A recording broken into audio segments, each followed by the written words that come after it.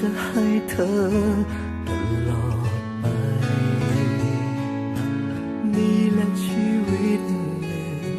ที่ยังคงวางไว้ให้เธอคนเดียวเธออาจไม่รู้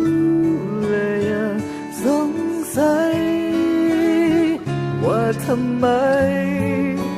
ฉันจึงทำเพื่อเธอทุกอย่างต้องการสิ่งใด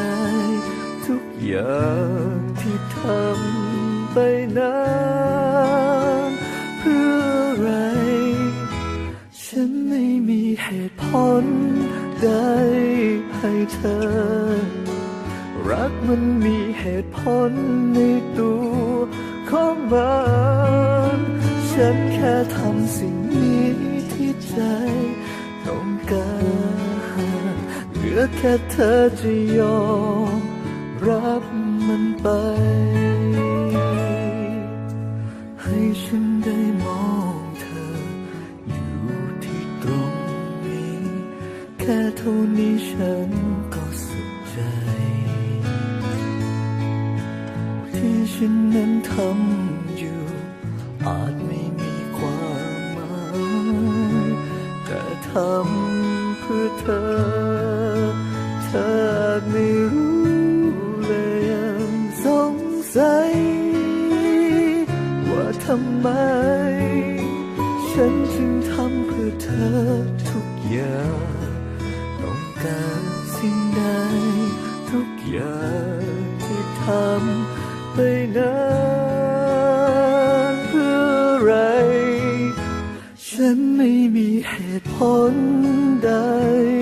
ให้เธอรักมันมีเหตุผลในตัวของมันฉันแค่ทำสิ่งนี้ที่ใจต้องการเหลือแค่เธอจะยอมรับมันไป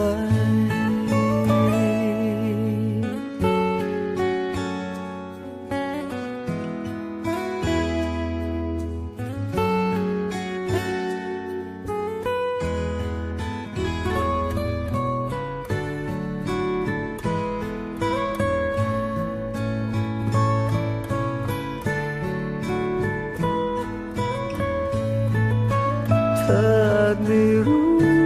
เลยยังสงสัยว่าทำไมฉันจึงทำเพื่อเธอ